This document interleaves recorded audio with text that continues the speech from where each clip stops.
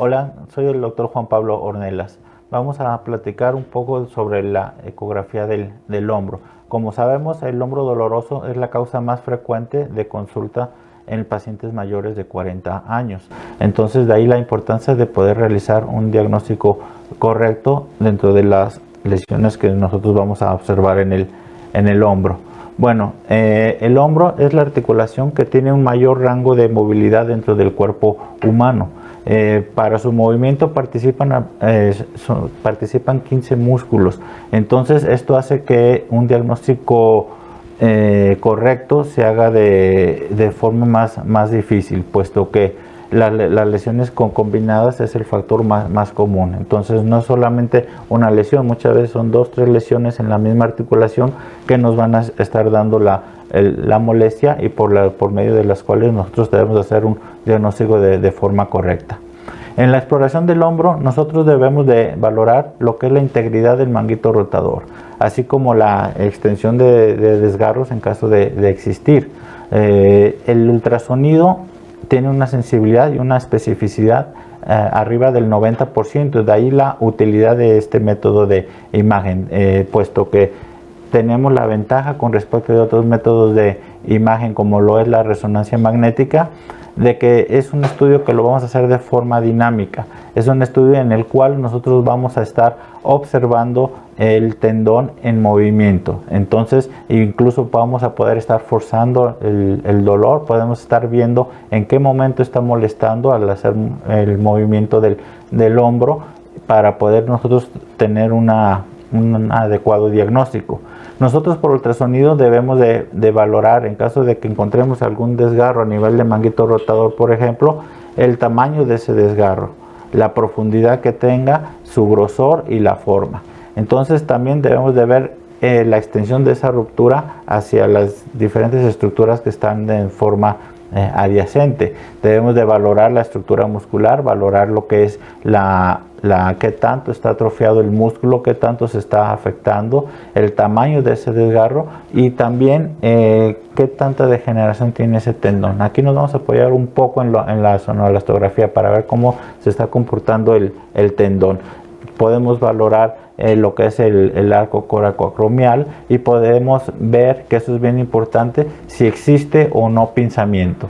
Normalmente nos hablan mucho del pinzamiento subacromial, pero también debemos de valorar el pinzamiento subcoracoideo. Entonces son dos tendones principales los que vamos a estar valorando de forma dinámica, que es el tendón del subescapular con su movimiento por abajo de la apófisis coracoides y el pinzamiento subacromial del supraespinoso. Entonces esos dos los debemos de valorar de forma dinámica. Anatómicamente el hombro, bueno, está formado de diferentes estructuras en el cual nosotros vamos a tener algunos marcadores en el cual nos vamos a apoyar para ver de forma correcta la imagen. Principalmente el estudio lo vamos a empezar viendo lo que es la apófisis coracoides. De ahí nos vamos a mover externamente hasta entrar a lo que es la corredera bicipital. Ahí vamos a valorar el tendón del bíceps. Debemos de hacer maniobras dinámicas para valorar tanto tendón subescapular como tendón del supraespinoso. Debemos de valorar lo que es la bursa subacromio deltoidea, que por lo general son diferentes bursas que componen una sola y que está en la región superior de las estructuras tendinosas. Y las vamos a valorar en qué porción se está dilatando esa bursa. Debemos de valorar el músculo deltoides, debemos de valorar toda la articulación de forma correcta.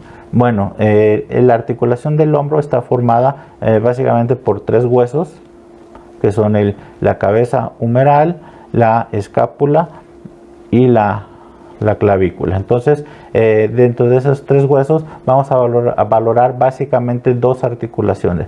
La articulación glenohumeral, de forma importante, la debemos de ver de forma completa, y lo que es la articulación acromioclavicular. Hay otras dos articulaciones que vamos a valorar más específicamente cuando nos estén dando problemas solamente, que son la esternoclavicular y la escapulotorácica. Pero en sí, para la exploración de rutina del hombro, nos vamos a valorar en estas dos primeras articulaciones, glenohumeral y acromioclavicular.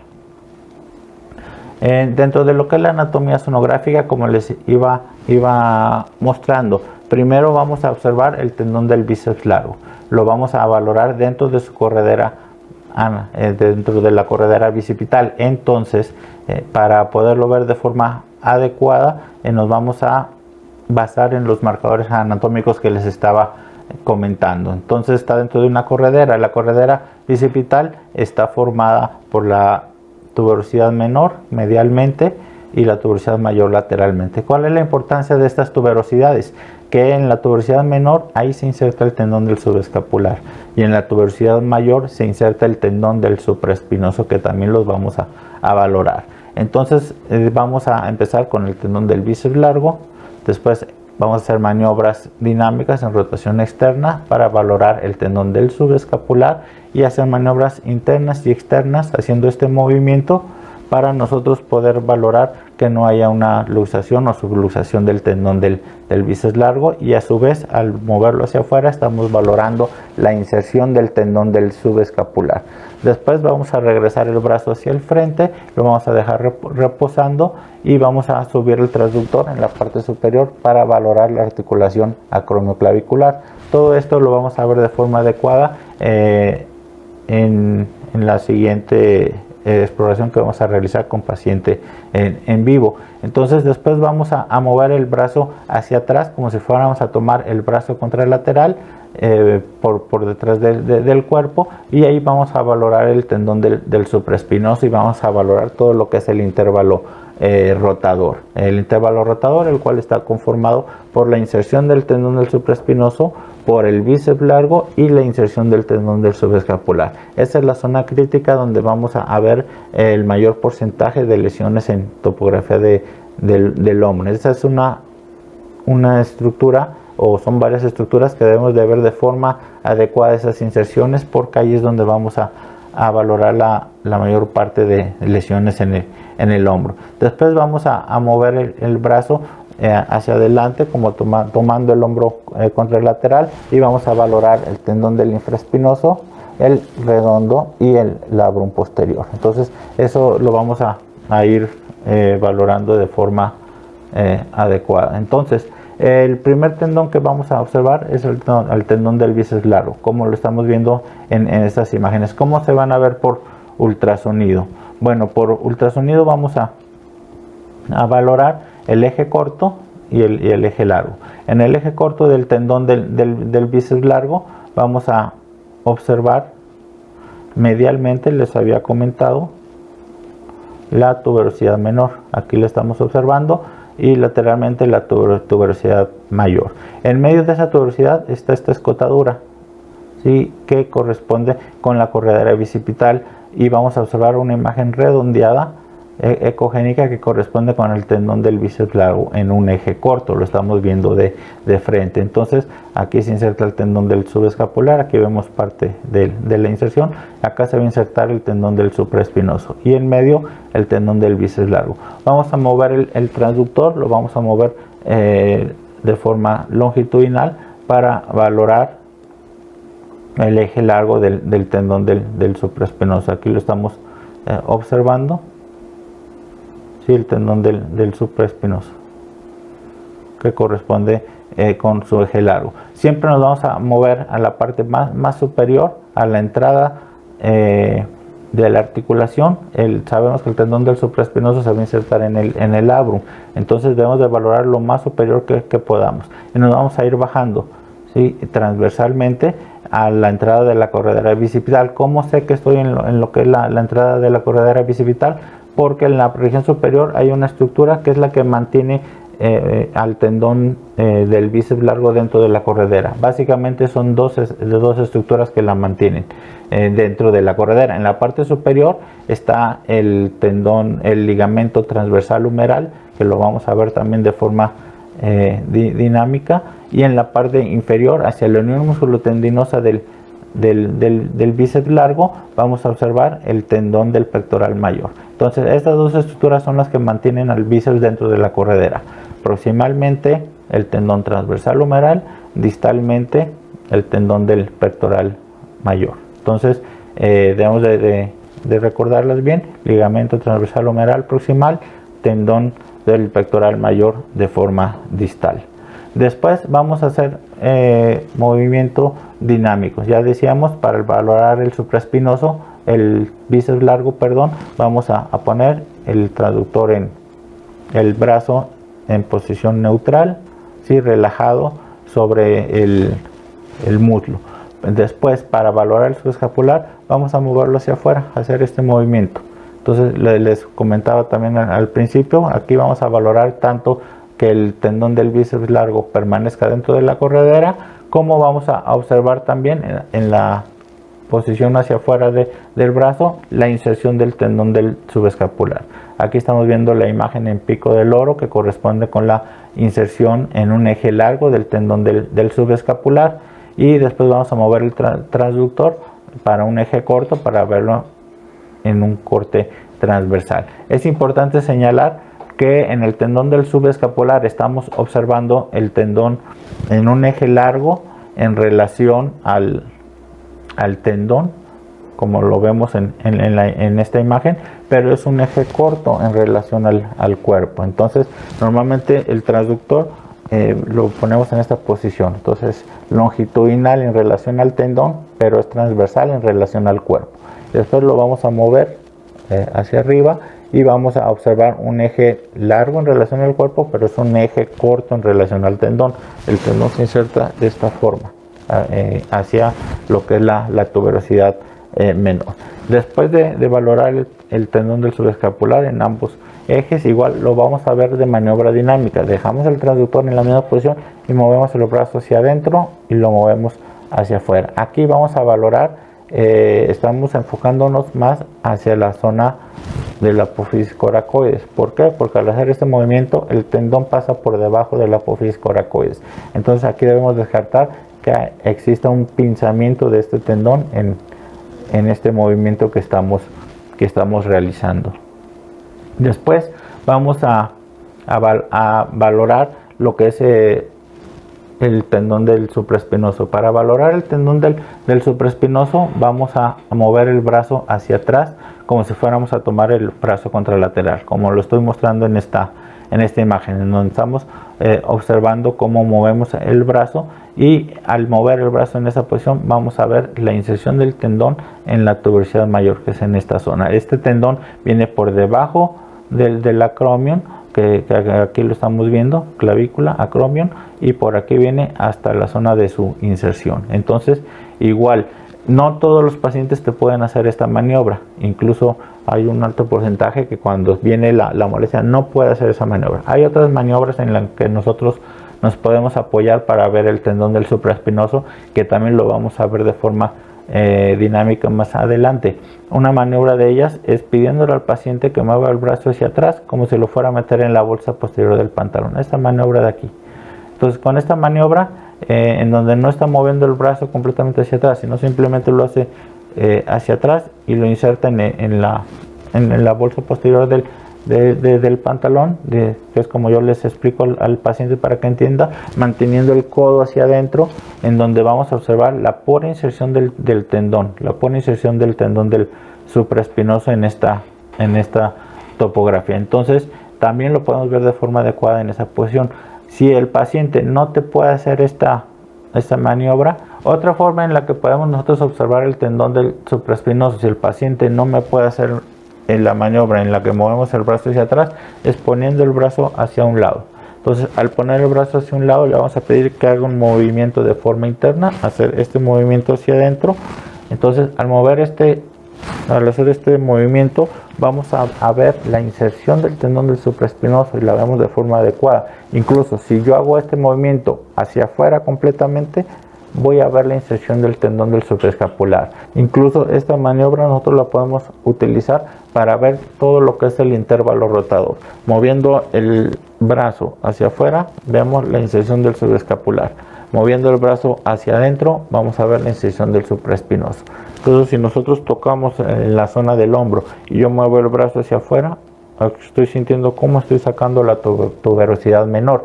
Al sacar la tuberosidad menor estoy viendo la inserción del tendón del supraescapular. Y también al mover yo la mano hacia adentro, estoy viendo cómo meto la tuberosidad menor, aparece la tuberosidad mayor y estoy viendo la inserción del tendón del supraespinoso. Entonces, haciendo esta maniobra podemos valorar todo el intervalo rotador. ¿Por qué? Porque al estarlo moviendo en medio, estamos viendo también el tendón del bíceps. Entonces, esta es la maniobra que nosotros vamos a estar realizando para valorar lo que es el intervalo rotador. Entonces, igual esta maniobra te la hace prácticamente todos los pacientes y podemos ver bien la inserción del tendón del supraespinoso. Entonces, eso es para verlo de forma dinámica. ¿Y cómo vamos a ver el tendón del supraespinoso? En el eje largo vamos a ver igual, muy parecido al tendón del supraescapular. Vamos a ver la imagen en pico del loro, aquí la vemos, el tendón con su patrón fibrilar. Algo que debemos de ver siempre, hay que verlo de arriba hacia abajo, hay que verlo desde lo que es la piel, tejido subcutáneo, el músculo deltoides, la bursa, el tendón, el cartílago y el hueso. Entonces eso no lo debemos de aprender, lo debemos de tener siempre en mente. Siempre que veamos el supraespinoso, ver estas diferentes estructuras de arriba hacia abajo: piel y tejido subcutáneo, músculo deltoides, bursa, tendón, cartílago hipocogénico o anecoico y hueso.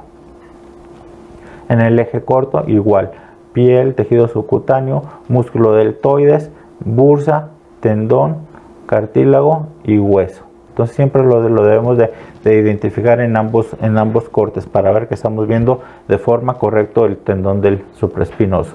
Lo que es la articulación acromioclavicular, vamos a regresar el brazo al frente y lo vamos a recargar en el muslo nuevamente y vamos a ver el espacio articular. Vamos a subir el transductor para verlo en la parte superior, el tendón la articulación acromioclavicular, en donde vamos a valorar el espacio articular, vamos a valorar que esté normal, que no esté aumentado, no esté disminuido, que no haya cambios por artrosis, cambios por degeneración, puede haber quistes. Vamos a valorar que no haya líquido. Normalmente hay un signo que se llama el signo del Heiser, que es cuando sale el líquido por medio de la articulación, y vamos a ver una imagen anecoica en esta topografía y que se le llama signo del Heiser. Eso habla de que hay una lesión capsular en lo que es el hombro. Entonces debemos de valorar, hacer maniobras dinámicas con compresión, ver que no haya una luxación o subluxación. Para eso vamos a estar haciendo presión con el transductor, que también lo vamos a mostrar más adelante.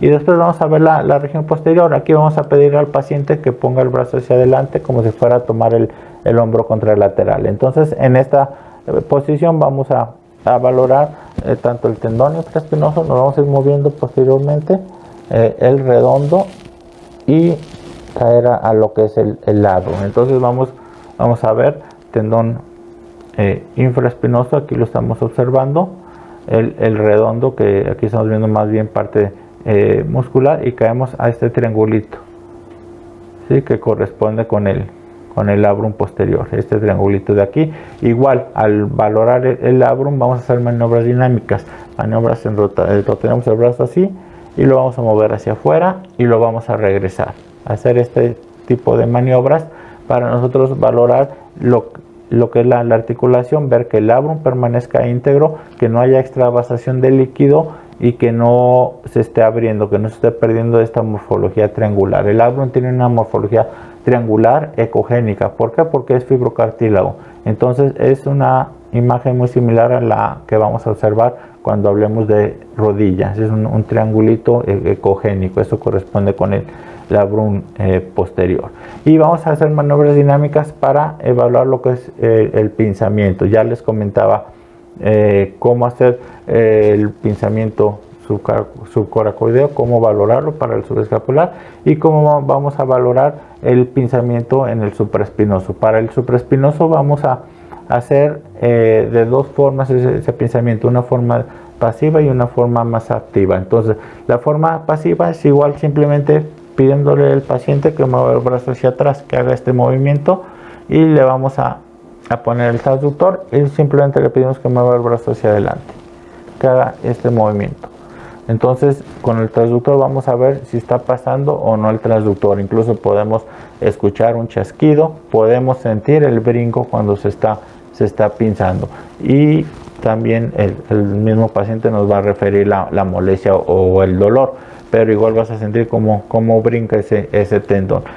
O la otra maniobra que es activa, si en la otra tenemos duda o si la otra es negativa y el paciente viene con dolor o con tendinitis, vamos a pedirle que ponga el brazo a un lado y que haga este movimiento a 45 grados, que lo levante, como lo estoy mostrando en esta imagen. ¿Sí? Vamos a pedirle que haga este movimiento. Al ir subiendo, vamos a ir viendo cómo ese tendón está entrando o está pasando por debajo del acromion. Hace este movimiento. Cuando se pinza, vamos a ver cómo se atora y vamos a sentir el chasquido. Vamos a ver cómo brinca. Entonces ahí es como vamos a valorar el pinzamiento. Lo normal es esto, que normalmente estamos viendo el tendón del supraespinoso con el brazo abajo, y vamos a ver el tendón, ya le decíamos, desde arriba hacia abajo, piel, subcutáneo, el músculo deltoides, bursa, tendón, cartílago y cortical ósea. Entonces vamos a ver cómo al ir levantando el brazo, ese tendón se va a ir metiendo. Ya no vamos a enfocarnos en la inserción, esto ya lo vimos.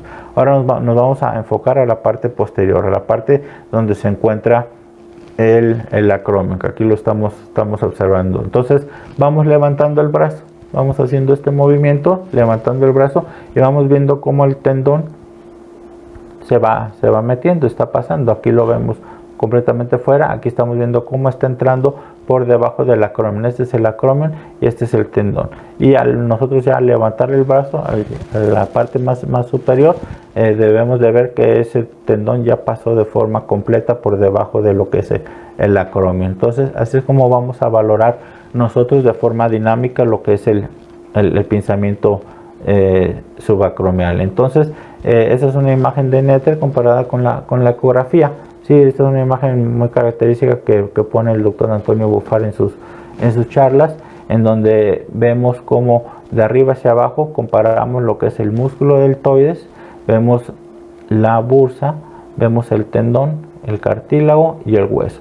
Si traspolamos esta imagen, esa es una de la inserción en un eje largo, un corte sagital al ultrasonido, igual vemos lo que es el músculo deltoides, la bursa, el tendón, el cartílago y el hueso. Entonces es la imagen característica que nosotros debemos de ver siempre para decir que un tendón del supraespinoso está de forma normal. Bueno, ya yéndonos un poco a la patología más frecuente que nos vamos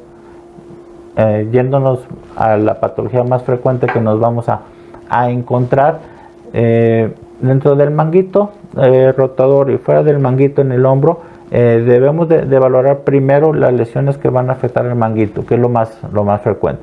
¿Qué estructuras forman el manguito? Ya lo hemos estado explicando desde el principio. Entonces, las estructuras que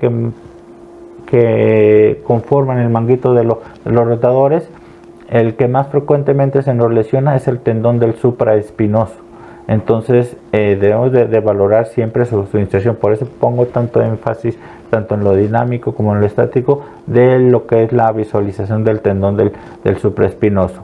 Entonces lo más común que vamos a encontrar es la tendinopatía, la tendinitis, cómo se va degenerando ese tendón, después el desgarros parciales, desgarros completos, y cómo vamos a ver también después tendinitis cálcicas, problemas crónicos por no tratar de forma adecuada una lesión del manguito. Normalmente cuando se lesiona el tendón del mango rotador lleva su tiempo, sí, va llevando su tiempo. Vamos a irlo explicando poco a poco. Normalmente la tendinopatía del manguito rotador es conocida como la tendinosis del manguito. debemos de hablar del término tendinosis, puesto que es una degeneración de colágeno de los tendones del manguito rotador. Lo más común, como les decía, es el tendón del supraespinoso, y el término correcto es tendinosis, aunque hablemos de tendinitis por cuestiones de seguros, por algunas otras cuestiones, pero el término correcto es tendinosis o tendinopatía del manguito rotador. Normalmente esa tendinopatía pues tiene una inflamación que ya tiene mucho tiempo, empieza a mostrarnos algunas pequeñas rupturas intrasustanciales, desgarros microscópicos que por lo general están en la zona crítica. ¿Cuál es la zona crítica? También ya lo hemos estado mencionando, la zona del intervalo rotador, el primer centímetro a nivel de la inserción del tendón del supraespinoso y del subescapular. Bueno, esa tendinopatía comienza por ahí de los principios de los años 30, es asintomática, y lo importante es de que eso con el tiempo va a llegar a romper el tendón. Estamos hablando de que normalmente a los 60 años existe en el 60% de las personas una ruptura del manguito rotador. Por eso es la causa más frecuente de consulta en pacientes mayores de 40 años, porque es una lesión que es por degeneración, se va degenerando hasta que llega a romperse.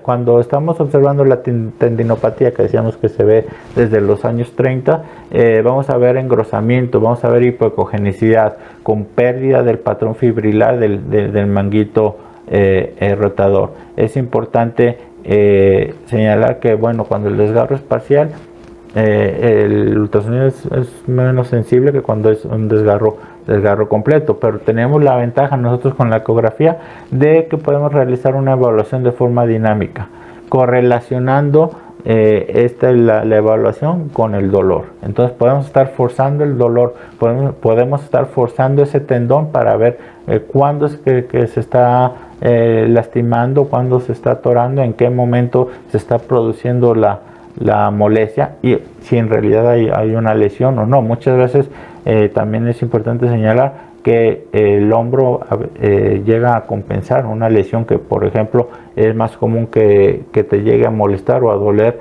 el hombro contralateral al que estás revisando. Entonces debemos de valorar por lo general, si es posible, de forma comparativa ambos hombros. Entonces, en la tendinitis del supraespinoso vamos a ver un edema focalizado, hipoecogénico, de fibras superficiales hacia la inserción del tendón. Entonces, en la imagen por ultrasonido, como les estoy mostrando, vamos a ver pérdida del patrón fibrilar, vamos a ver una hipoecogenicidad difusa y un engrosamiento tendinoso. Aquí estamos observando un ejemplo, un eje largo, un eje corto de una tendinitis del supraespinoso, en donde está perdido el patrón fibrilar. Hay un patrón micronodular difuso. Si se fijan, se cambia el patrón en rayas, en líneas, por un patrón moteado, por un puntilleo difuso. Eso corresponde con la inflamación tendinosa. Estamos viendo cómo se pierde esa ecogenicidad. Vean cómo está bombado el tendón en el eje largo y eje corto. Si nosotros lo vemos en un corte, lo debemos de confirmar en el otro. ¿Sí? Estamos viendo ambos cortes. Entonces, aquí estamos observando una tendinitis. Es importante ver también cómo se está comportando esa tendinitis. Esto en cuanto a que a la hora de tratar esa tendinitis debemos de valorar. Nosotros nos apoyamos también con sonoelastografía, en donde vamos a ver cómo está ese tendón internamente. Entonces vamos a valorar qué tanta fibrosis tiene ese tendón. ¿Por qué? Porque si ese tendón tiende a tener fibrosis en su intrasustancial, en su interior, va a tardar más en rehabilitar que un tendón que solamente está inflamado. Entonces aquí es donde vamos a apoyarnos un poco en lo que es la sonoelastografía. Nos vamos a valorar lo que es el índice de dureza. Normalmente el índice de dureza de un tendón es máximo 3.5, aproximadamente entre 3.5 y el mínimo arriba de 1.5. Entonces eso es la medida normal de un tendón. Entonces, si tenemos una tendinitis con un índice de dureza de 2, 2.5, bueno, va a ser un tendón que se va a recuperar más fácilmente que un tendón como en este caso, en donde estamos viendo la zona de la tendinosis, y estamos viendo que tiene un índice de dureza arriba de 4. Entonces ahí ya me habla de que ese tendón ya tiene fibrosis en su interior, entonces va a tardar un poco más en recuperarse, y eso hay que explicárselo al paciente desde el momento en que va a comenzar la rehabilitación, del por qué van a hacer 20 o 30 sesiones y por qué su amigo salió en 10 sesiones y él tardó 30 sesiones. Bueno, mucho tiene que ver qué tanta fibrosis tiene el tendón. Entonces es importante apoyarnos en la sonolastografía. Bueno, cuando se rompe el tendón, por lo general puede ser por un trauma agudo o puede ser por un microtrauma crónico. Por lo general, este tipo de cuando ya hay desgarro en el tendón, bueno, es en pacientes mayores de 40 años, y son pacientes que han tenido pinzamiento. Por lo general una ruptura, es un tendón que está raspando, está pegando todo el tiempo con el borde inferior del acromion, y se llega a romper. Primero vamos a ver desgarros parciales, después desgarros completos. Normalmente es importante señalar que es más doloroso un desgarro parcial que un desgarro completo. ¿Por qué? Porque el desgarro completo rompe fibra, rompe nervios y se relaja el músculo. El desgarro, entonces se va la molestia. En el desgarro parcial,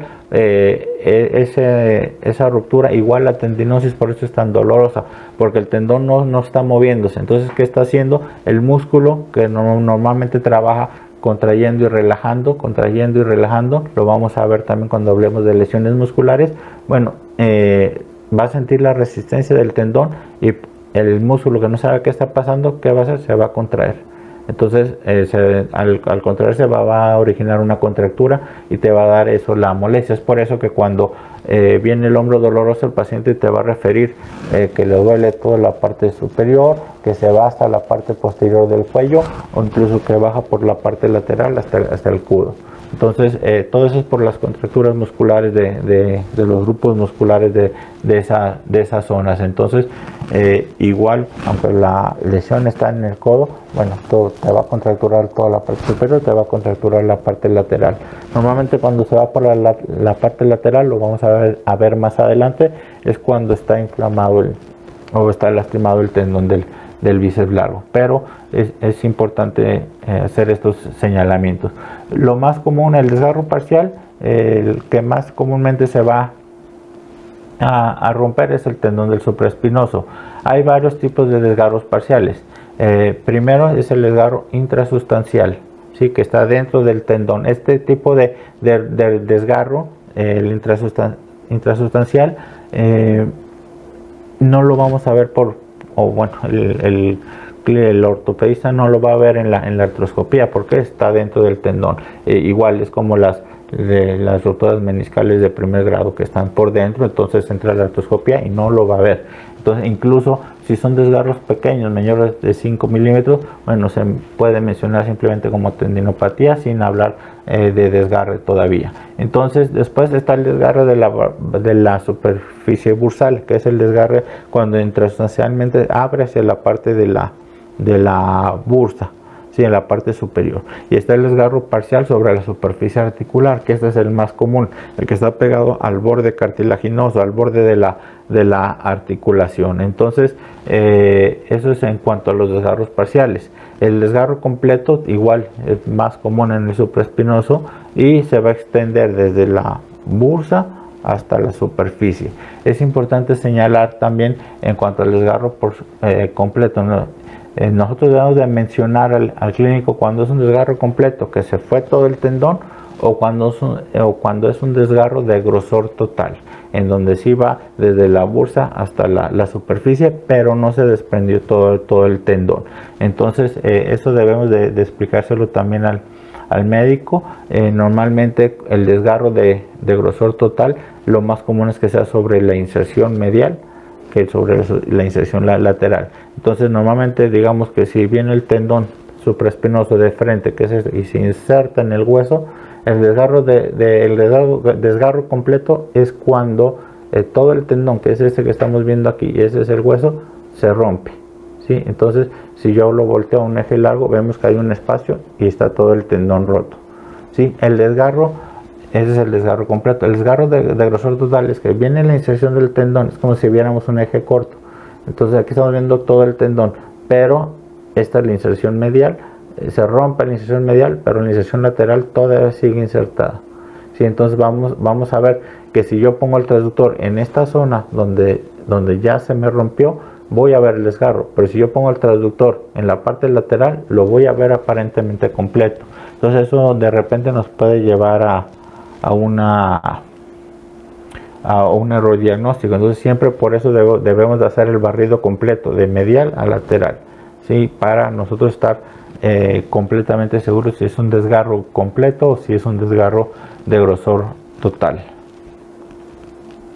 En cuanto a las dimensiones de los desgarros, bueno, se menciona que es un desgarro pequeño cuando es de hasta 1 centímetro, mediano de 1 a 3 centímetros, grande de 3 a 5 y masivo más de 5 centímetros. Eso hablando en cuanto a longitud, aunque es más común y para el clínico es más o le sirve más hablar de grados de ruptura.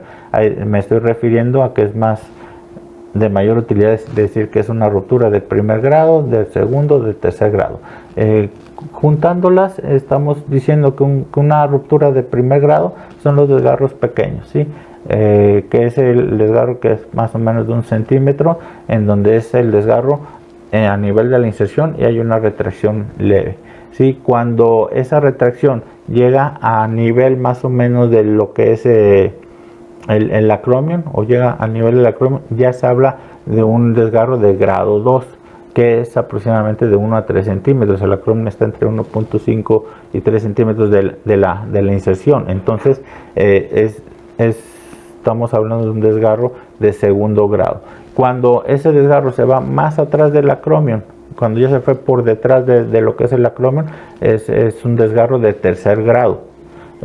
Aquí en cuanto a mediciones es un desgarro grande, y el masivo, bueno, ya se te fue completamente hacia atrás de ese tendón. Pero entonces decimos primer grado es el pequeño, segundo grado el mediano y tercer grado el grande o masivo.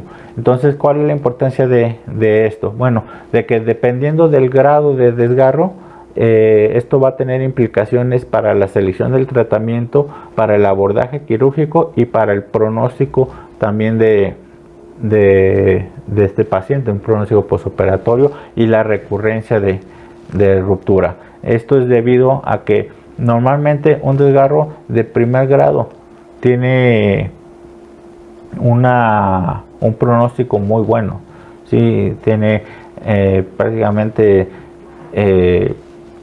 muy buen pronóstico. El de segundo grado no es tan bueno, no es tan bueno el pronóstico, pero sigue siendo básicamente la mayoría se van a recuperar bien.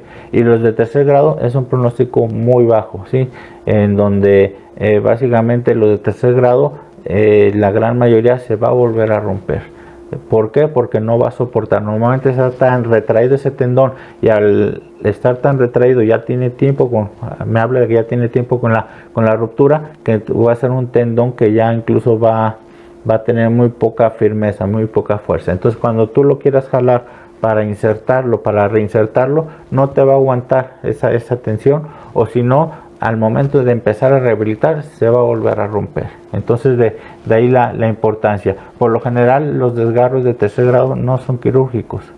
Por lo general el clínico te dice no te voy a operar. Entonces, ¿qué hacen en estos casos? Básicamente trabajan, dan rehabilitación, dan fortalecimiento, simplemente va a bajar molestia, quitar dolor, pero no va a haber una recuperación. Ese tendón ya no se va a recuperar. Entonces de ahí la importancia de encontrar ese tendón cuando está en el primer grado o segundo grado, básicamente a nivel de la articulación acromioclavicular. Ahí son quirúrgicos. Más atrás de la articulación, o hablando de 3 centímetros o más, ya no son quirúrgicos. En cuanto al desgarro parcial, vamos a ver una disminución en la ecogenicidad, vamos a ver un adelgazamiento en la zona en donde se está desgarrando. Vamos a ver cómo se pierde la convexidad del tendón, vamos a ver que existe una interfaz ahí con la bursa, vamos a ver calcificaciones. Entonces, aquí hay un ejemplo, o algunos ejemplos que voy a mostrar de desgarros parciales. Este es un desgarro intrasustancial, en donde estamos viendo primero cómo hay una tendinosis previa, ¿sí? Está perdido el tendón, el patrón fibrilar. Y esto es importante mencionarle porque así va la degeneración tendinosa, desde la tendinitis hasta la ruptura total con el tiempo. Me explico. Primero va a haber una inflamación. Al haber inflamación de ese tendón, va a disminuir su ecogenicidad, va a perder ese patrón fibrilar, se va a empezar a engrosar. Si ese proceso de degeneración mucinosa que hablábamos en un principio va continuando, entonces esa tendinosis se va a ir haciendo que ese tendón se vaya rompiendo. Se va rompiendo de adentro hacia afuera. Entonces esta es la etapa en la que está el desgarro parcial, intrasustancial.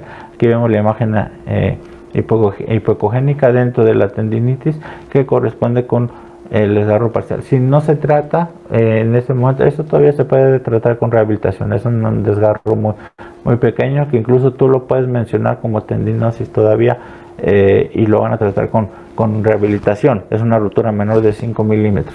Entonces, cuando este desgarro sigue avanzando, va a abrir, puede abrir a la superficie bursal, como decíamos, o a la superficie articular. Lo más común es que se vaya a la superficie articular.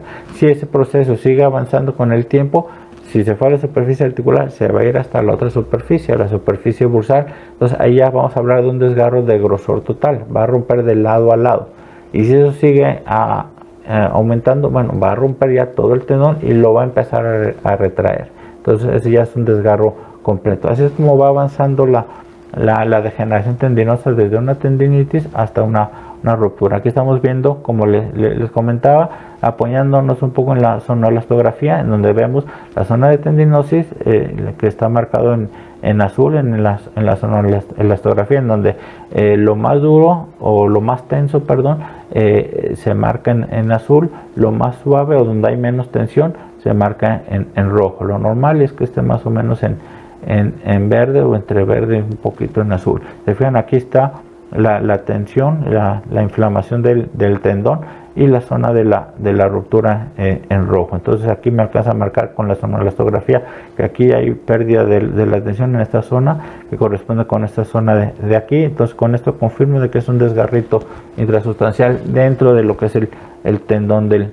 supraespinoso. Cuando se rompe completamente, vamos a ver el defecto anecoico, vamos a ver la retracción del tendón, vamos a observar cómo se pierde completamente esa convexidad y se empieza a retraer.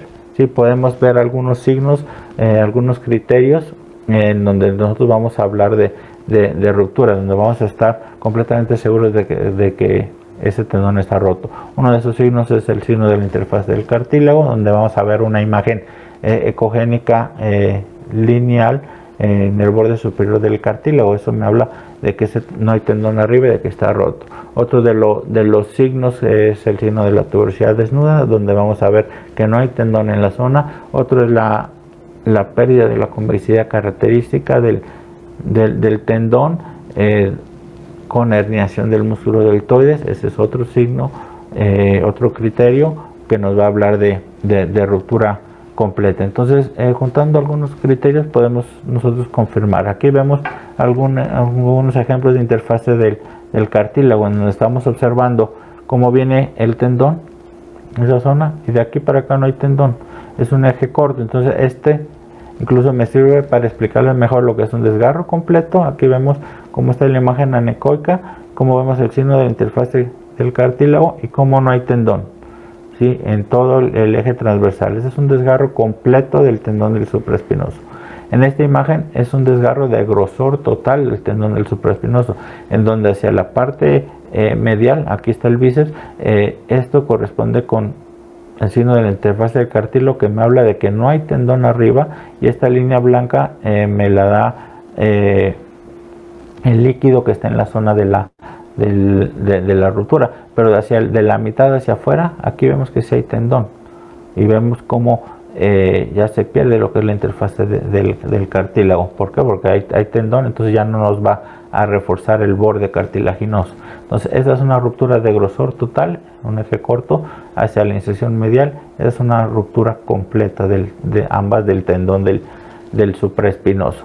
¿Sí? Cuando se retrae completamente el tendón, aquí vemos un ejemplo en donde estamos viendo la herniación del deltoides completamente sobre la topografía del tendón. Entonces de ahí la importancia de acordarnos de lo que les platicaba hace rato, en donde vemos la piel, tejido subcutáneo, músculo deltoides, no veo ni bursa ni tendón, ¿sí? Y ya me voy un poco a cartílago y hueso, el cual se observa igualmente muy irregular. Se fijan toda la irregularidad, que es otro signo ahí indirecto de ruptura del manguito rotador, o en este caso del supraespinoso. Se fijan cómo está el músculo deltoides, es este de aquí, y está completamente pegado hacia hueso, está retraído el tendón del supraespinoso. Entonces esta es una ruptura en un eje corto, no lo veo en ningún momento, en un eje largo tampoco. Entonces aparte es un tendón que tiene una retracción, lo más seguro está más atrás de él, porque el acromion estaría a este nivel. Es una ruptura que está por detrás del tendón del acromion. Entonces una ruptura de tercer grado del tendón del supraespinoso. Entonces incluso esto ya no es quirúrgico. ¿Por qué? Porque aparte ven la atrofia que tiene ese tendón, ese músculo deltoide, ¿sí? Está blanco prácticamente, no veo septos, la separación de los septos, lo que es la estructura muscular no se ve, simplemente está todo aumentado de ecogenicidad por una atrofia, disminución del grosor también, si se fijan.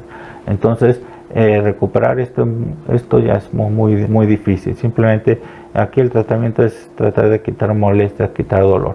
Aquí vemos otra ruptura en donde estamos viendo, esta es una ruptura completa. Aquí vemos la zona de la inserción, interfase del cartílago, pero me llega hasta esta zona, no me llega hasta la zona del apófisis coracoides. Entonces aquí estamos hablando de que esta es una ruptura de primer grado. Es una retracción de primer grado en donde, aunque está larga, está grande, estamos hablando de más de 10 milímetros, no llega a ser grado 2, no llega a la zona del acromion. Entonces a esto tiene un buen pronóstico. Ese es un desgarro que tiene muy buen pronóstico, que le va a ir muy bien al paciente en el posoperatorio. Es difícil que se vaya a complicar este tendón de forma posoperatoria, ¿sí?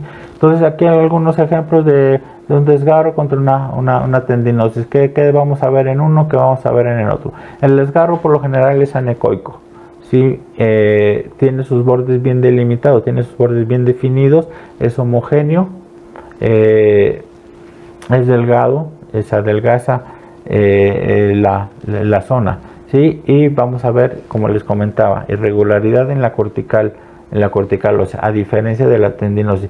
En la tendinosis disminuye la ecogenicidad, se pierde el patrón fibrilar, pero hay un patrón ahí micronodular que si tú amplías la imagen vas a ver ahí un puntilleo en la zona del tendón y tiene sus bordes muy difusos, no vas a ver bien los bordes.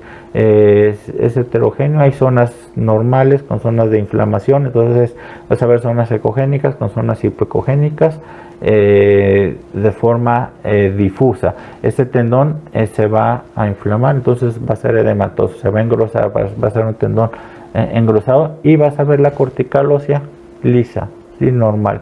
Entonces es una forma de diferenciar una ruptura de una tendinosis. Eso con respecto al manguito rotador. Pero como veíamos ahorita, lesiones del manguito rotador, hay lesiones fuera del manguito rotador. Dentro de las lesiones fuera del manguito de los rotadores, la más frecuente es la patología del bíceps largo, en donde vamos a ver un microtrauma crónico que te va a estar originando una inflamación de ese tendón. Entonces es muy raro que sea por un golpe directo, por un trauma agudo en jóvenes. En personas mayores a veces sí, un golpe o algo, pero ya es sobre un tendón que ya ha estado lastimado previamente. Normalmente antes de romperse el bíceps largo se va a estar inflamando, ¿sí? Va a tener muchos periodos de inflamación. Se asocia muy frecuentemente a lesiones del manguito rotador. Estamos hablando de que un pinzamiento coracoideo se asocia incluso hasta un 60% 60% con problemas del bíceps largo, incluso se asocia mucho a rupturas del tendón del supraespinoso. Entonces, por ecografía, ¿cómo vamos a ver las lesiones del bíceps largo? Bueno, en una tendinitis del bíceps largo vamos a ver engrosamiento, vamos a ver hipoecogenicidad, podemos ver rupturas cuando se empieza a romper igual parcialmente y luego la ruptura completa igual empieza intrasustancial y luego se abre. Aquí la ventaja que tenemos es que podemos hacer una evaluación de forma dinámica. Entonces igual hacemos movimiento, rotación externa, rotación interna, flexión, extensión, para poder valorar de forma adecuada ese tendón. Entonces una ruptura siempre va a venir predispuesta de una tendinosis.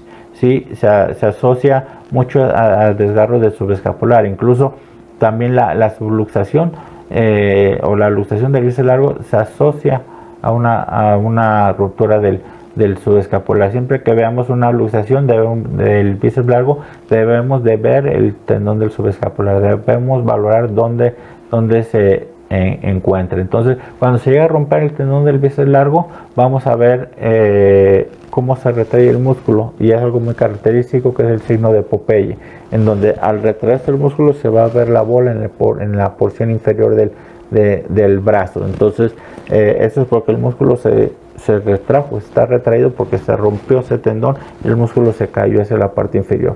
Entonces es algo muy característico. Aquí vemos algunos ejemplos de lesiones, sí, en eje largo, en donde estamos observando cómo se ve una tendinosis.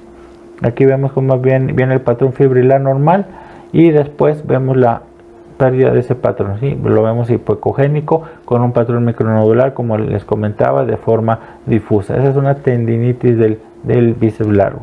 Una sinovitis del bíceps largo es cuando vemos el patrón fibrilar y vemos líquido por arriba, vemos líquido por abajo dentro de lo que es la corredera bicipital. Eso es la sinovitis. Es importante hablar de sinovitis, de tenosinovitis. ¿Por qué? Porque una sinovitis se asocia a ruptura del manguito rotador. Entonces, siempre que veamos líquido en la corredera y vemos un tendón con su patrón fibrilar, es que ese líquido no viene de esta zona. Muy probablemente este líquido viene de adentro de la articulación. O sea, me estoy refiriendo a que hay una lesión articular. ¿Cuáles son las estructuras que te van a dar líquido en la corredera bicipital? Si no vienen del bíceps, bueno, una es la ruptura del tendón del supraespinoso y la otra es la ruptura del labrum posterior. Entonces debemos de valorar el labrum y debemos de valorar el supraespinoso si nosotros vemos líquido dentro de lo que es la corredera bicipital. Aquí vemos algunos otros ejemplos donde estamos observando imagen anecoica dentro de lo que es el tendón con un patrón micronodular, pérdida del patrón fibrilar, en donde estamos viendo una tenosinovitis del bíceps con una ruptura parcial. ¿Sí? Aquí vemos otros ejemplos en donde estamos viendo como ese tendón, estamos valorando lo que es la corredera bicipital, el ligamento transversal humeral, aquí lo vemos, pues si se fijan, no llega al otro borde, sino que está volando aquí, está suelto, ¿sí? Y no vemos el tendón dentro de la corredera. Si tú no ves el tendón dentro de la corredera, vete a la parte medial. Normalmente cuando se luxa, cuando se rompe ese ligamento y se va el tendón, se va a insertar o se va a localizar hacia la parte medial, por encima de la tuberosidad menor, ¿sí? Y por encima del tendón del subescapular. Si se rompió el tendón del subescapular, se va a colocar en esa topografía. Por eso es importante y por eso se asocia tanto una lesión, una luxación del bíceps con una ruptura del subescapular, puesto que se comenta también que algunas fibras del ligamento transversal humeral comparten la inserción del tendón del subescapular. Entonces, al romper en la parte medial, rompe también la inserción del subescapular y el tendón del bíceps corre hacia esa zona. Entonces, aquí estamos observando el tendón del bíceps largo en eje corto, en eje largo, sobre la región medial. ¿Sí? Cuando se rompe el signo de Popeye que mencionamos, vamos a ver la ausencia del tendón dentro de la corredera. Vamos a ver la imagen en bajo de campana. Aquí lo estamos observando agudo y más crónico. Aquí estamos observando la retracción muscular. ¿Sí? Es como vamos a ver la zona de la retracción a nivel de la unión músculo-tendinosa cuando se rompe, cuando hay un desprendimiento ahí o una desinserción del bíceps largo, que debemos de valorar de forma dinámica. En la región posterior hacia el receso glenohumeral vamos a valorar el labrum. Ya les decía, si vemos líquido en la corredera, debemos de valorar también la región del labrum. Ya veíamos en un principio cómo se ve el labrum. Sí, vamos a ver la imagen triangular ecogénica que corresponde con fibrocartílago, ¿sí? del labrum posterior. Hacemos maniobras dinámicas. Normalmente cuando se rompe ese labrum se va a salir el líquido. Vamos a ver cómo hay una extravasación de líquido por el espacio articular y vamos a ver cómo aquí estamos viendo cómo se pierde ese triangulito. Esta es parte del labrum, el único que queda, y todo esto está roto. Sí, todo esto es líquido que está por el espacio articular. Al verlo de forma dinámica vamos a ver cómo se mueve ese líquido dentro de esta zona, cómo se está extravasando, incluso se puede ir hasta la región glenoidea. Entonces debemos de valorar de forma dinámica, y así es como vamos a ver una ruptura. Podemos ver quistes. Ese es un ejemplo de un quiste, cómo está perdido el labrum, la zona de la ruptura también del labrum, y como una imagen anecoica quística en la zona de donde estaría el borde superior del labrum. Ese es un quistecito labral que es común encontrarlos también en la rutina en pacientes, en deportistas, en beisbolistas. Son lesiones que vamos a encontrar muy frecuentemente, quistes labrales, quistes paralabrales, o incluso hacia la zona de la espina glenoidea. Son sitios comunes donde vamos a encontrar quistes del labrum. A nivel de la articulación acromioclavicular, les comentaba al principio, vamos a ver el espacio articular. Ese es el signo del Heiser, cómo se abomba la zona, cambios por artrosis, pérdida del espacio articular, imágenes con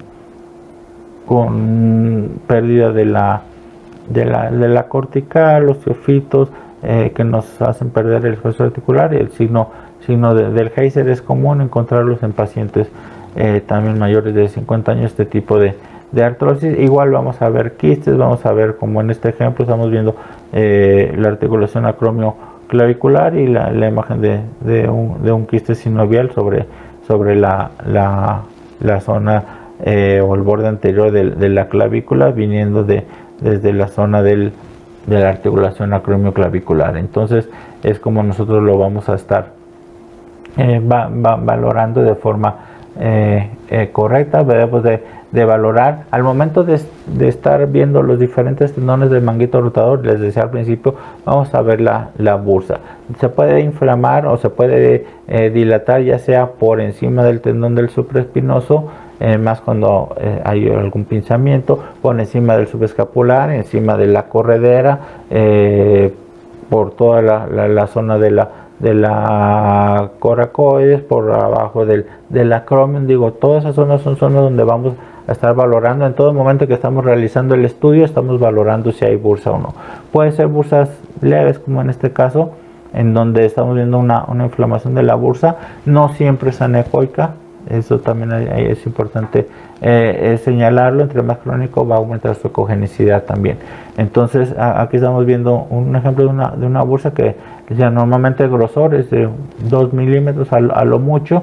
Es un espacio virtual. Siempre volvemos a lo que les comentaba, de ver de arriba hacia abajo: piel, tejido subcutáneo, músculo deltoides, bursa, tendón, cartílago y hueso.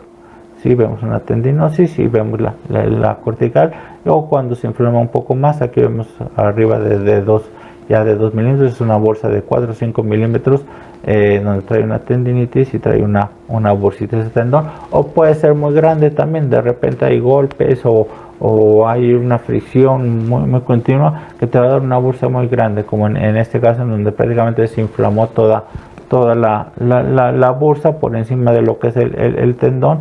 ¿Sí? Y vemos una bursa muy grande por en toda la región anterior del hombro. Entonces es importante valorarlas en todo momento. También el ultrasonido nos va a servir para cuando nosotros queremos hacer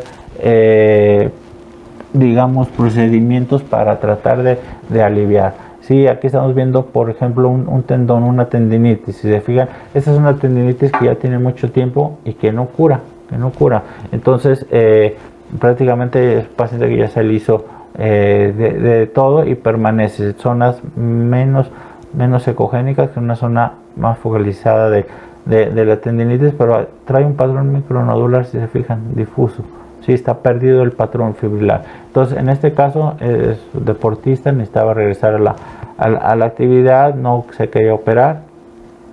Entonces, a ese paciente se le ofrece tratamiento. ¿Sí?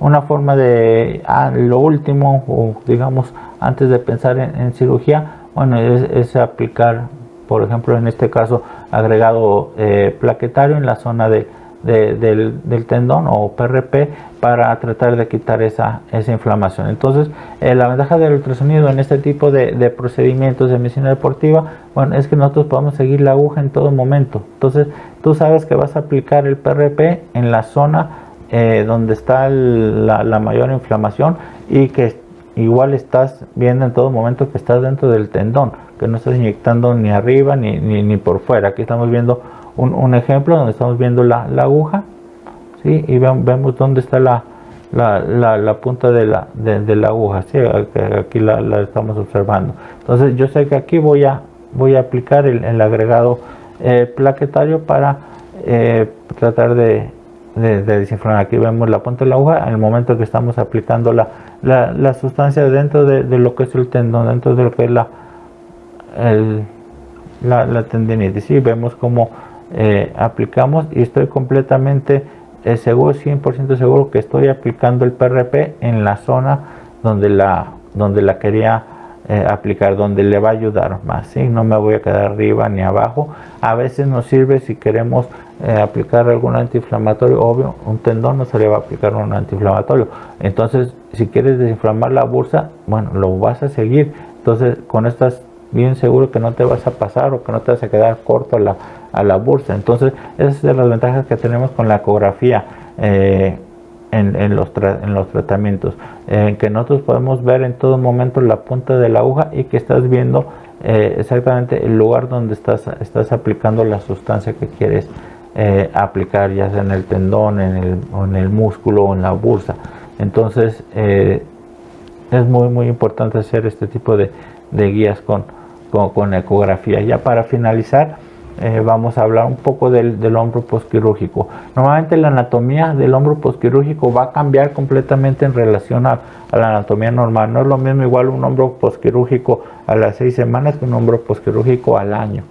Sí, normalmente va a tardar en recuperar su anatomía característica que tenía antes de la cirugía. Aquí estamos viendo algunos ejemplos de un hombro posquirúrgico, en donde obvio vas a ver la pérdida de la cortical, ¿sí? Porque este es el sitio donde está el anclaje. Por ejemplo, este es el sitio donde está el anclaje. No debes de ver el borde no debes de ver el anclaje, porque si tú ves el anclaje quiere decir que se salió. Entonces debes de valorar el tendón, ¿sí? Igual el tendón hombro posquirúrgico va a ser micronodular y engrosado, como lo estamos viendo en esa zona. Nosotros realizamos, cuando operan a un paciente, se realiza un estudio a las 6 semanas, que es cuando lo van a empezar a mover. Entonces, ¿cuál es el objetivo de ese primer estudio? Es básicamente ver que está bien insertado, sí, que la cirugía está bien, que no se volvió a desprender, y que ese tendón, incluso ponemos una elastografía para ver el índice de firmeza, el índice de dureza, para ver si ya lo pueden forzar, sí, que no está demasiado blando, que se vaya a volver a romper. Entonces, ¿por qué? Porque a las 6 semanas es el tiempo que por lo general después de la cirugía está inmovilizado ese hombro. Entonces, para empezar a moverlo, para empezar a movilizarlo, debes de estar con un estudio de forma certera, que esté señalando de que ese tendón está bien, ¿sí? Y después hacemos otro estudio 6 semanas después, más o menos viene siendo a los 3 meses, en donde ya le vas a dar ahora sí ya dice movimiento, y ahora le vas a dar fuerza, ¿sí? Del tercer al sexto mes, donde vas a darle fuerza. Entonces, igual para ir viendo cómo está ese tendón, cómo va bajando la inflamación, como en caso de que al principio tenga mucha capsulitis o que esté con fibrosis ese tendón, bueno, en la segunda ya no debe de haber, ya debes tener mayor movilidad y ya vas a la etapa de la fuerza, ¿sí? Y después a los 6 meses prácticamente para dar de alta ya a ese paciente. Normalmente es el periodo que tarda entre 6 a 8 meses máximo para poder dar de alta a un paciente postoperado de hombro. Entonces son los 3 estudios seriados que nosotros realizamos a todos los pacientes que se operan del hombro. Entonces, igual ya más adelante, por ejemplo, este es un estudio realizado, es el segundo estudio, ya no hay tanta inflamación. Entonces estamos hablando que es un estudio que se hizo a las 12 semanas, en donde estamos observando, se ven los puntos de sutura, los puntos de anclaje en un eje largo, en el eje corto vas a ver pequeñas zonas anecoicas, son normales, no quiere decir que se esté rompiendo nuevamente. Vemos como todavía no recupera el patrón fibrilar a esa edad, pero ya vemos que se está moviendo, ¿sí? Que ya no hay capsulitis, que no hay fibrosis, entonces y que va recuperando su anatomía característica, ya para poderlo en el siguiente estudio poderlo dar de alta a ese paciente. Por eso es una imagen normal característica de un hombro posquirúrgico a las 12 semanas. Cuando se rompe es muy característico. Aquí vamos a ver algunas imágenes de un redesgarro. Es importante también señalar, ¿se volvió a romper el tendón o se desinsertó el ancla? Porque, digo, dentro de lo malo, lo mejor es que se desinserte el ancla, porque ya no nada más volverla a insertar. Si se rompe ese tendón nuevamente, es difícil o ya te hablo de que ese tendón no te va a responder, de que ese músculo va a ser difícil que le puedas dar fuerza, porque cada que le quieras dar fuerza se va a estar rompiendo. Es un ejemplo en donde estamos viendo cómo está retraído el tendón, ¿sí? Cómo está, esas son partes del anclaje que se rompió y que está roto el tendón. ¿Sí? Este es un redesgarro completo del tendón del supraespinoso. Ese es otros ejemplos en donde estamos observando las suturas sueltas, ¿sí? Las zonas de la sutura, la imagen anecoica, no hay tendón, entonces te habla de esto, más bien es un hematoma de que ese tendón se volvió a romper. Entonces es muy fácil, es muy característico cuando se rompe, o como les decía, no siempre vas a ver el tendón roto, en ocasiones te vas a encontrar los anclajes, como en este ejemplo donde estamos viendo la imagen del anclaje suelto, ¿sí? Aquí estamos viendo cómo se soltó este ancla, en donde normalmente debería estar aquí. Esta es la zona de la inserción, prácticamente estás viendo todo el anclaje. Entonces esa es otra complicación. Entonces aquí igual tiene que volver a operar para volver a insertar ese anclaje en su lugar. Entonces de ahí la importancia de realizar los estudios. Este es un estudio de las 6 semanas donde ya se le iba a empezar a dar movimiento y nos encontramos con que pues tenía su anclaje suelto. Entonces como vemos, podemos nosotros por ultrasonido hacer una gran variedad de diagnósticos. Tenemos la ventaja de hacer el estudio de forma dinámica, como lo vamos a ver a continuación, cómo hacer el estudio de una forma dinámica para nosotros poder ver los diferentes tendones, las diferentes estructuras en movimiento. Podemos forzar esos tendones, podemos forzar ese hombro para despertar la patología, para despertar la tendinosis, o incluso para poder nosotros dar un diagnóstico acertado y de forma adecuada dentro de lo que es la patología del manguito rotador y fuera del manguito rotador en el hombro. Muchas gracias. Vamos a continuar con la exploración del hombro de forma dinámica. Vamos a realizar el estudio en un equipo Logic P9 con un transductor de 10 MHz, en donde vamos a posicionar al paciente sentado de frente a nosotros, con el brazo relajado. Normalmente los libros te mencionan que hay que tener el brazo de frente a 45 grados. Para no estar lastimando tanto al paciente, lo puede dejar descansando sobre el muslo. Entonces vamos a a comenzar en esta posición y a localizar el primer marcador anatómico que hemos estado mencionando. Ese primer marcador anatómico corresponde con la apófisis coracoides. Aquí la estamos identificando. Ya al ver esa apófisis coracoides nos vamos a mover lateralmente a caer a lo que es la corredera bicipital, donde vamos a identificar tuberosidad menor y tuberosidad mayor. ¿Cuál es la importancia de estas tuberosidades? En la tuberosidad menor se inserta el tendón del subescapular, en la tuberosidad mayor se inserta el tendón del supraespinoso. En medio de esas tuberosidades vamos a ver la corredera bicipital, en donde vamos a observar esta imagen ecogénica que corresponde con el tendón del bíceps largo. Entonces igual vamos a seguir este tendón del bíceps por arriba de la corredera, por fuera de la misma, donde da vuelta para entrar a la articulación. Aquí lo estamos observando y nos vamos a ir bajando en un eje corto, ¿sí?, hasta entrar a la corredera. ¿Cómo sé que estoy entrando a la corredera? Porque vamos a visualizar esta imagen lineal en esta topografía que corresponde con el ligamento transversal humeral.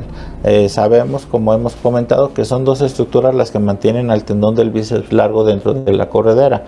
Superiormente es el ligamento transversal humeral, inferiormente es el tendón del pectoral mayor. Entonces, ya que identificamos eso, seguimos viendo al tendón. Se fijan en un eje corto, nos estamos encontrando que está el tendón con su ecogenicidad normal, pero tiene líquido alrededor. Es una sinovitis del bíceps largo. Si yo lo veo en un corte, obvio me voy a mover al otro corte, al eje largo, para confirmar de que sí es líquido. Aquí lo estamos observando, la presencia de la sinovitis. Y nos seguimos bajando hasta su unión musculotendinosa, en donde aquí a nivel de su unión musculotendinosa por arriba vemos el tendón del pectoral mayor, es este de aquí, ¿sí?, y por debajo el tendón. Entonces esta estructura, el tendón del pectoral mayor, junto con esta acá arriba, que es el ligamento transversal humeral, son las que mantienen a este tendón dentro de su corredera. Vamos a hacer maniobras dinámicas para ver que no se esté luxando o subluxando este tendón. Entonces vamos a pedirle al paciente que mueva el brazo así como lo tiene hacia afuera, ¿sí?, lo regresamos. Entonces ahora que hagamos estas maniobras, vamos a ver este tendón, lo movemos hacia afuera, cómo se corre y hacia adentro, pero en ningún momento se brinca o se sale. Movemos el brazo hacia afuera otra vez, lo dejamos ahí afuera. Entonces aquí vamos a ver la inserción del tendón del subescapular. Aquí lo estamos observando, su imagen en pico del oro, ¿sí?, su patrón fibrilar. Aquí vemos la inserción y la parte posterior. Entonces aquí afuera ya vemos el eje largo, nos vamos a voltear a ver el eje corto. Aquí estamos observando el tendón del subescapular, vemos sus diferentes fascículos. Este es el único tendón que va a tener algunas imágenes hipocogénicas entre los fascículos. Eso es porque estamos viendo el tendón que viene de frente a nosotros. Entonces entre las fibras vamos a ver los diferentes fascículos hipoecogénicos. Eso es normal, no confundir con zonas focalizadas de tendinosis, ¿sí?, o de ruptura. Este es el tendón. Entre más nos acerquemos vamos a ver más esa imagen. Entonces más hacia la unión musculotendinosa lo vamos a ver más homogéneo ese tendón. Entonces corte transversal, corte longitudinal. También les comentaba, es un eje largo, un corte longitudinal en relación al tendón, pero es un eje corto en relación al cuerpo, ¿sí? Igual, un eje largo en relación al cuerpo, eje corto en relación al tendón, a diferencia del supraespinoso. Es una forma de diferenciar un tendón del otro, tendón del subescapular del tendón del supraespinoso. Ya que vi la inserción, me voy a ir a la parte más posterior, a la parte hacia la unión musculotendinosa y por debajo de la apófisis coracoides. Aquí la estamos viendo otra vez. Entonces nos enfocamos en esta zona. Aquí es donde se va a mover el tendón. Les comentaba en la charla que hay que valorar el pinzamiento subcoracoideo para ver cómo se comporta este tendón. Entonces aquí le vamos a pedir que mueva el brazo hacia adentro y vean cómo se mete el tendón, y hacia afuera, otra vez hacia adentro, más todavía. Eso, ahí ya pasó completamente el tendón, tuberosidad menor, y hacia afuera, ¿sí? Entonces vemos cómo no hay dilatación bursal, cómo no se atora, cómo no se engruesa ese tendón. Otra vez hacia adentro. Entonces aquí vemos que no hay pinzamiento y hacia afuera. Lo dejamos al frente. Después vamos a subir el transductor, así como estamos en esta posición. Nos vamos a la articulación acromioclavicular, donde vamos a valorar el espacio articular. Hay una imagen ecogénica que la vemos aquí, que corresponde con el menisco homólogo. Esto me habla de que está bien este espacio articular. Hacemos maniobras dinámicas, maniobras con compresión, en donde vemos cómo el espacio articular se conserva, no se eleva la clavícula en relación al acromio, que es que me sugeriría una luxación o subluxación. No vemos salida de líquido, prácticamente es un espacio articular normal. Vamos a pedirle ahora que mueva el brazo, así como lo tiene, hacia la parte de atrás, como si fuera a tomar el brazo contralateral.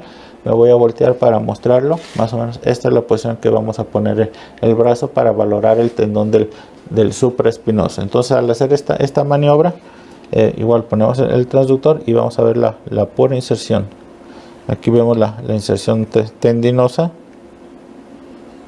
el patrón fibrilar del tendón del supraespinoso, que les comentaba también. Hay que ver desde arriba hacia abajo la piel, tejido subcutáneo, músculo deltoides, bursa, tendón, cartílago y la cortical ósea, ¿sí? de esta estructura. Siempre debemos de tener en mente visualizando estas estructuras: corte longitudinal, un eje corto, corte transversal, en donde vemos igual ese tendón, ¿sí? Imagen ecogénica. Regresamos al corte longitudinal, vemos el espacio bursal, vemos la apófisis coracoides. Igual ahora vamos a ver cómo lo vemos dinámicamente. Antes de pasar a ver lo dinámico, es importante señalar, no siempre el paciente nos va a poder hacer esta maniobra. Entonces, cuando no nos puede hacer esta maniobra, regresamos el brazo al frente. Le vamos a pedir al paciente que ponga el brazo de frente y lo mueva hacia atrás, como si lo fuera a meter en la bolsa posterior del pantalón. Hacer esta maniobra. Así es, visualizando siempre que el codo quede hacia adentro, que no lo vaya a sacar, porque muchas veces hacen esto. No, simplemente hacer esto y mostrándole al paciente el movimiento para que lo haga igual. Entonces, al tenerle en esa posición, vamos a valorar igual lo que es la inserción del supraespinoso. Aquí lo estamos viendo, ¿sí? El tendón del supraespinoso lo vemos completo, eje largo, eje corto. Hay ocasiones en que no nos pueden hacer esta maniobra tampoco. Entonces, ¿qué le vamos a pedir al paciente? Que ponga el brazo hacia adelante y lo mueva atrás, como si fuera a tomar la cintura. Hacer esto, ¿sí? Y tomando su cintura, el codo hacia adentro. Eso es. Y en esta posición también vamos a ver la inserción del tendón del supraespinoso. Se nos pierde un poco hacia atrás, pero vemos la parte de la inserción, ¿sí? Eje largo, eje corto. Incluso aquí me puedo mover más para ver la parte del intervalo rotador.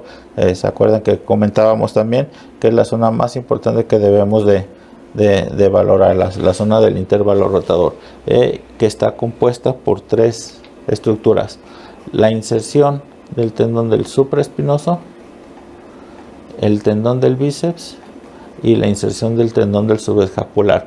Entonces, aquí es donde se origina la mayoría de la patología en el hombro, en estas tres estructuras. Esta es la parte del intervalo rotador que siempre debemos de valorar. Entonces, ya se fijaron cuál es la posición más fácil. Con el brazo en esta posición es donde se valora mejor el intervalo de forma estática. Ahorita vamos a ver de forma dinámica. Es más fácil ver el intervalo en esta posición que en esta posición, porque en esta estamos sacando completamente la tuberosidad, pero estamos metiendo la tuberosidad menor. Entonces se me meten las otras estructuras y no las veo bien. En cambio, en esta posición, en donde la saco parcialmente y queda también parcialmente afuera la tuberosidad menor, y vemos bien lo que es el intervalo de los rotadores. Ahora, hay pacientes que, si el paciente me llega a decir también, es que no puedo moverlo, un paciente con hombro congelado que no te puede hacer ese tipo de movimientos, bueno, ¿qué le vamos a hacer?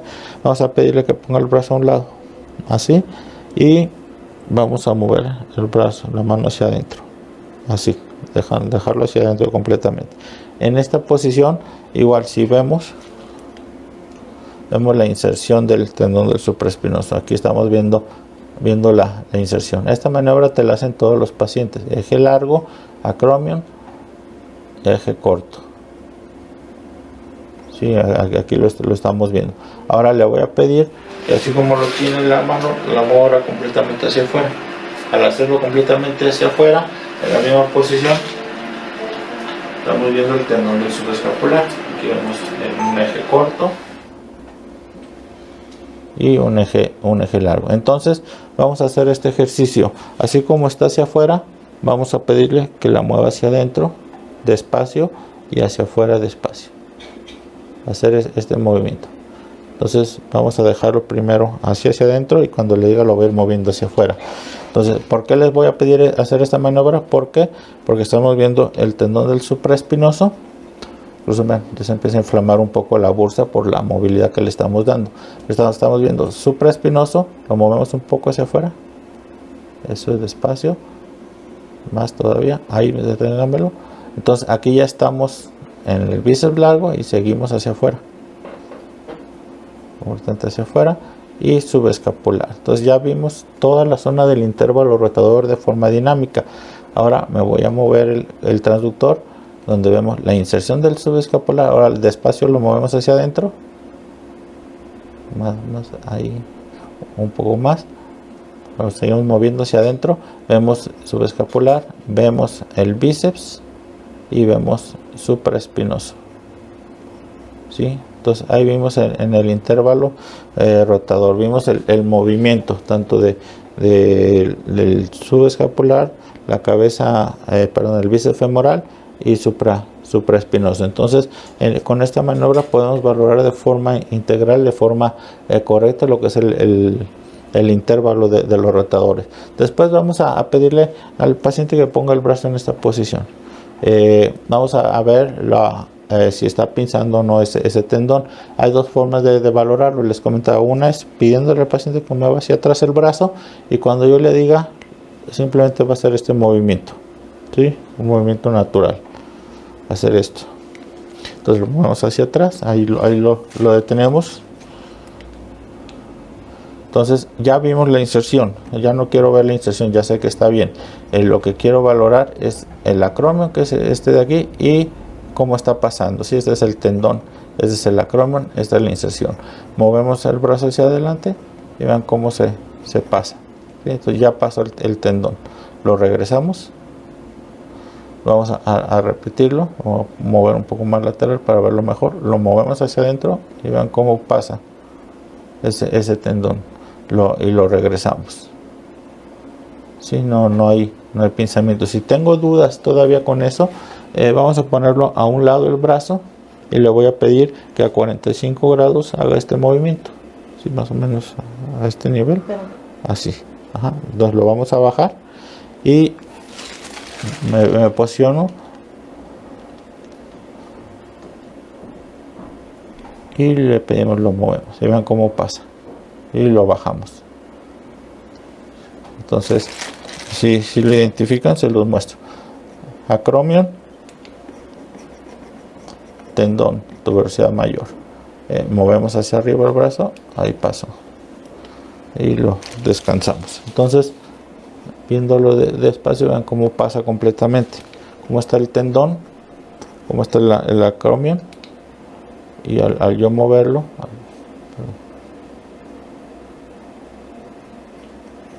estoy moviendo al revés, perdón. Ahí vemos cómo pasa. De ahí, vean cómo pasa y lo regreso, lo paso. Pasa completamente normal. Sí, entonces no hay pinzamiento, y ahí pasó. Después de valorar el supraespinoso, vamos a pedirle que ponga el brazo en esta posición. ¿Sí? Y aquí es donde nos vamos a mover un poco. Normalmente por eso piden una sillita giratoria, porque hay que estar moviendo al paciente, pero en cualquier camilla es más que suficiente. Y vamos a movernos, ya vemos inserción del supraespinoso, y nos vamos a mover al infraespinoso, redondo menor y labrum.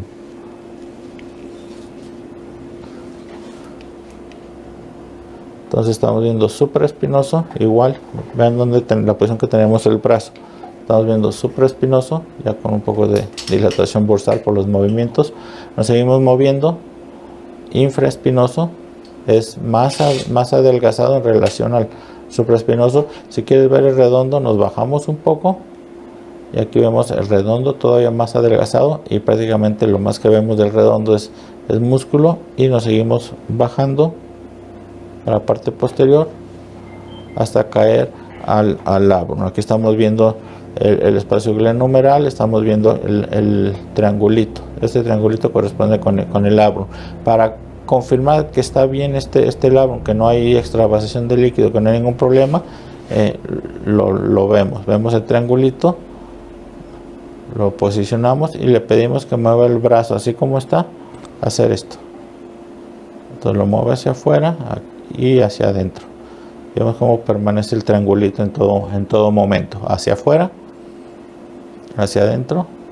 Si no hay extravasación de líquido, ese labrum está bien. Igual nos movemos un poco hacia adentro para ver la escrotadora glenoidea. Esta es la escrotadora glenoidea donde vamos a localizar la arteria glenoidea, aquí está, y el nervio glenoideo a un lado. Con esto vamos a finalizar el estudio. Muchas veces cuando se rompe el labrum se viene el líquido hacia acá, cuando hay un quiste paralabral o se forma en esta parte, o se viene el quiste hacia la parte de la glenoides, hacia la parte de esa parte posterior, en donde debemos igual poner un poco de color. Siempre debemos de visualizar esa zona. Déjame flujo lento. Y ahí estamos viendo la arteria. ¿Sí? ¿Sí? ¿Te fijan? La arteria, y a un lado estamos viendo el nervio. Entonces aquí es donde vamos a terminar el estudio. Sí, muchas gracias. Muy buenas noches a todos. Gracias por acompañarnos. Y es momento de entrar a la sesión de preguntas y respuestas. Doctor, voy a empezar a abrir una pregunta.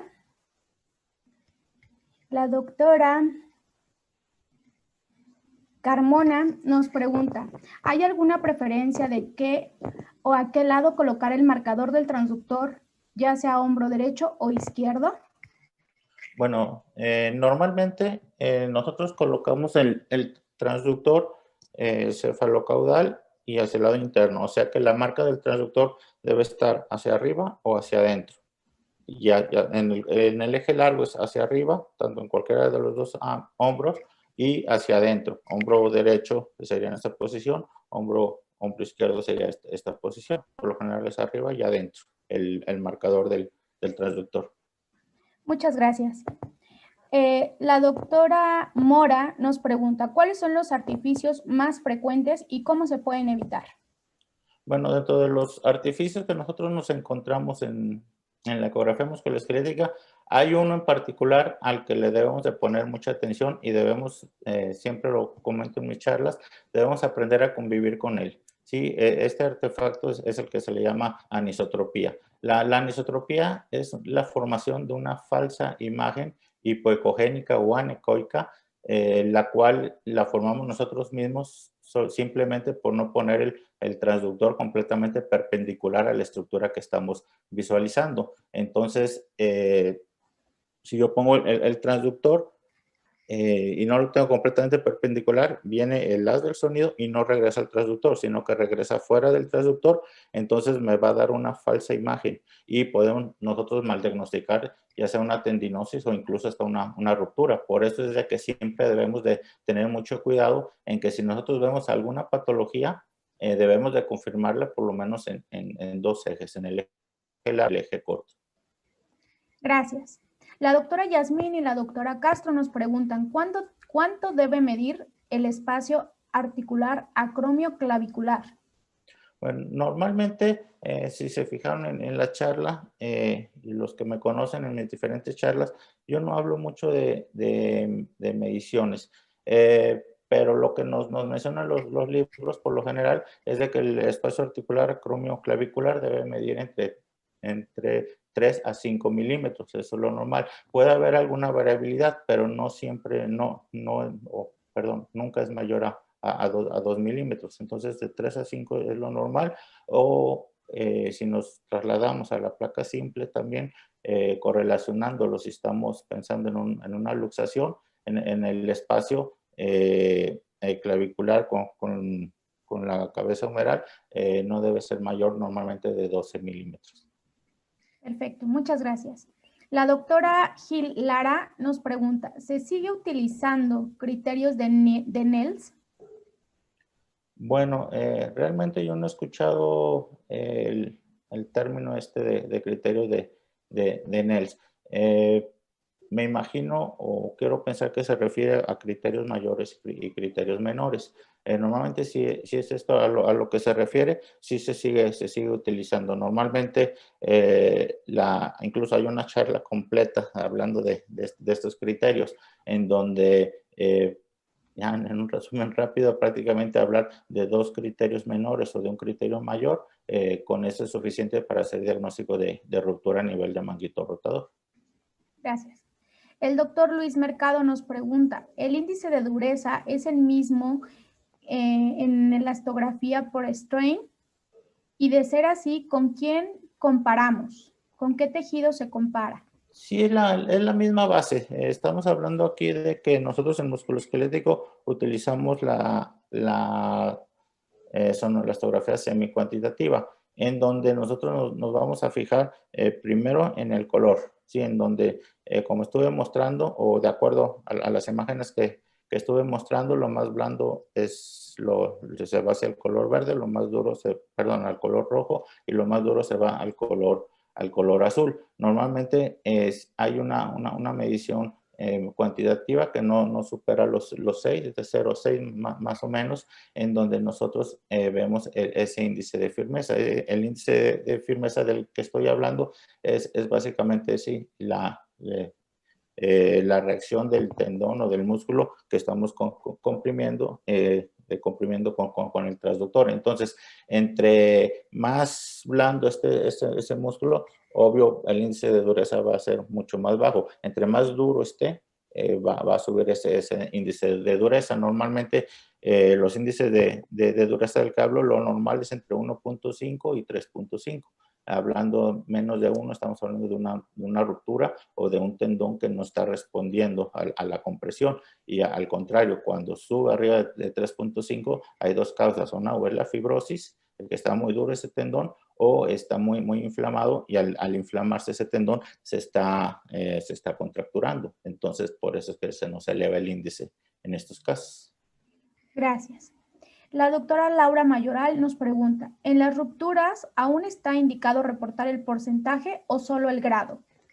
Bueno, eso depende también del médico o de la comunicación que tengas con el médico con el que estás tratando. Si se fijan, yo en la charla hablé de las dos. Hablo tanto de grados, primero, segundo y tercer grado, y lo relaciono junto con las mediciones. Si hablamos de medidas, como le mencioné, una lesión de primer grado, bueno, estamos hablando que es hacia la inserción. Segundo grado es cuando ya llegó a la superficie del acromion, y tercer grado es cuando se fue más allá del acromion. Entonces, lo más importante, si vas a hablar de cuanto a medición, bueno, es de hasta 2.5 centímetros, que es el segundo grado, o más, o de segundo o tercer grado, que es lo único importante, o lo más importante, porque como mencioné, si estamos hablando de más de 2.5 centímetros o de una lesión de tercer grado, por lo general esos son pacientes que ya no son quirúrgicos,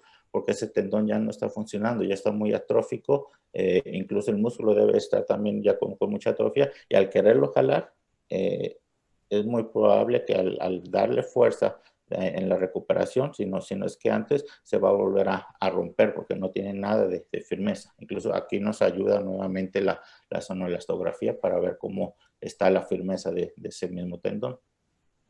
Gracias. El doctor César Benavides nos pregunta, ¿es frecuente encontrar patología de nervio supraescapular al evaluar el músculo infraespinoso? No es tan frecuente, se puede evaluar y se puede ver, incluso nos está viendo aquí un muy amigo mío, el doctor Juan Jorge Mendoza, que le encanta ese tema y se mete mucho a este tema de nervios. Entonces, sí nos ayuda la ecografía para evaluarlos, pero igual, este fue un tema más a la rutina, a lo que hacemos normalmente. A lo que vamos a hacer de rutina. Ya hablar de nervio supraescapular, hablar de plexo braquial, hablar de todo, nervios radial, cubital, todo lo que pasa por ahí, el mismo glenoideo en la región posterior, bueno, son temas ya mucho más avanzados en los de que esperemos que haya oportunidad más adelante de especificar y hablar básicamente de esto. Hablar de nervios a nivel de hombro es un tema que nos puede llevar incluso más de una hora hablar solamente de estas estructuras. Gracias. El doctor Nicolás nos pregunta, ¿el espesor de los tendones del maguito rotador nos indican posible ruptura parcial de estos? ¿O cuál sería la connotación? Perdón, ¿me la repite?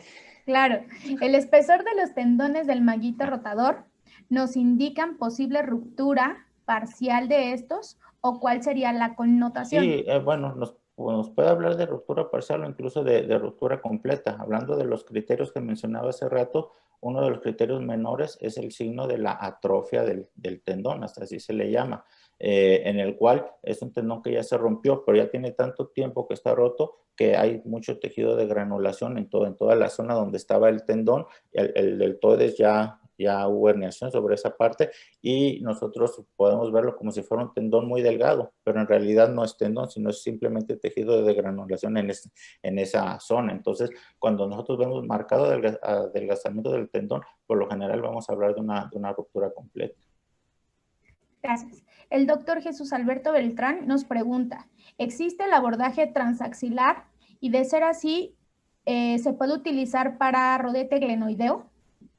Sí existe y se utiliza más bien para valorar nervios, para valorar vascularidad, para valorar nervio. No tiene mucha utilidad para valorar el rodete, sigue estando muy profundo y el mismo hueso no nos da una ventana adecuada para valorar lo que es el labro. Gracias. El doctor Calderón nos pregunta, ¿el signo de la tuberosidad desnuda en la tuberosidad mayor implica lesión en los tres tendones? Básicamente el signo de la tuberosidad desnuda se refiere a un desgarro completo del tendón del supraespinoso, en donde el tendón está retraído y el líquido que está por la parte superior nos da esa imagen anecoica por arriba de la cogenicidad de la cortical, que se le denomina tuberosidad desnuda, y ese es uno de los criterios mayores para hablar de ruptura de manguito rotador o de tendón del supraespinoso, básicamente. Gracias. El doctor Baudelio Rodríguez nos pregunta, ¿quiénes son candidatos para un estudio de extensión con resonancia magnética en lesiones del manguito de los rotadores, posterior al ultrasonido? Bueno, el ultrasonido, como algo que también menciono siempre en mis charlas, es de que son estudios que se complementan. Si tienes la oportunidad de hacer los dos estudios, obvio, es mucho mejor. Y siempre bueno, el estudio de primera elección, hablando de manguito rotador específicamente, es la ecografía. ¿Por qué? Por lo dinámico que vimos. Estamos viendo el tendón en movimiento. Si yo tengo dudas o si pienso que por ahí hay algo de líquido, que pudiera haber alguna lesión labral o una lesión glenoidea o algo intraarticular, es cuando pasamos a complementarlo con resonancia magnética. Si la clínica no me da para lesión labral o si estoy completamente seguro de la lesión que estoy observando, con la ecografía es más que suficiente. Gracias. El doctor Bruno nos pregunta, ¿en qué corte y con qué maniobra se evalúa el cable rotador? Bueno, el cable rotador lo vamos a valorar como mencioné ahorita en la práctica, el intervalo rotador. Básicamente lo vamos a ver dinámicamente, de forma dinámica. Yo siempre les comento, voy a mover un poco la cámara para valorar. Normalmente yo lo valoro con el brazo en esta posición. Aquí me voy a mover un poco en esta posición. Entonces me muevo y valoro el intervalo rotador, que consiste en la inserción del supraespinoso en el tendón del bíceps largo y la inserción del subescapular, viendo ambas tuberosidades. Y después, para verlo dinámicamente, todo ese intervalo, pongo el brazo a un lado y muevo la mano, la voy a subir nada más para que la muevo hacia adentro, hacer esto. Entonces, al hacer esto, estoy viendo la inserción del supraespinoso. ¿Por qué? Porque ya metí, o más bien ya bajé lo que es la tuberosidad mayor. Entonces, aquí estoy viendo la inserción del supraespinoso. Si yo empiezo a mover el brazo en esta posición hacia afuera, incluso si ustedes se tocan al hacer este movimiento, van a ver cómo se mueve la cabeza humeral. Entonces, estoy viendo tuberosidad mayor, al irlo moviendo hacia afuera, entro a lo que es la corredera bicipital y si sigo moviendo la mano hacia afuera, estoy viendo tuberosidad menor. Entonces, al ver esos marcadores óseos, obvio vamos a ver sus inserciones. Tuberosidad mayor, inserción del supraespinoso, corredera bicipital, tendón del bíceps largo y tuberosidad menor, inserción del tendón del subescapular. Y lo hacemos dinámico, hacia afuera, hacia adentro, y estamos viendo en todo momento ese intervalo rotador. Doctor, ¿podría volver a repetir la parte de si se utiliza el término tendinitis a diferencia con tendinosis? Sí, claro, eso es, bueno, eso es de todas las pláticas de todos los días. El término correcto, y como lo mencioné, es tendinosis. Ese es el término que se debe utilizar.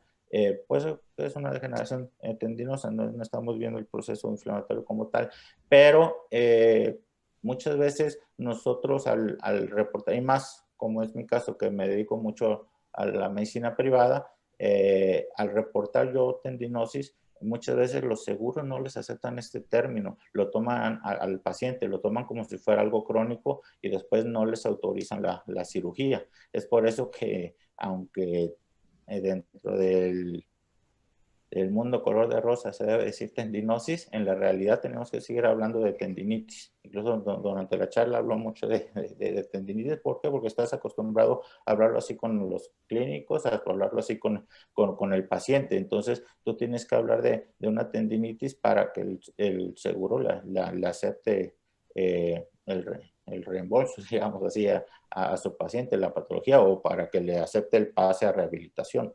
Entonces, es más, el seguro te lo toma como si fuera tendinitis agudo y como si fuera tendinosis algo crónico. Entonces, es por eso que normalmente siempre que hablamos de esto, terminamos comentando lo mismo. Gracias.